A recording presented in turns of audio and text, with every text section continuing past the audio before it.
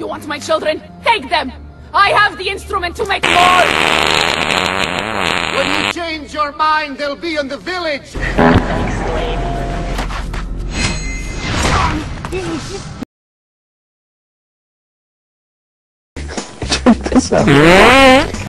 Buongiorno, Ezio. Buongiorno a voi, madre.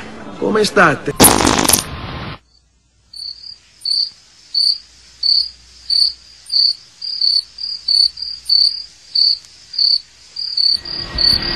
Anyway, I have an errand to run.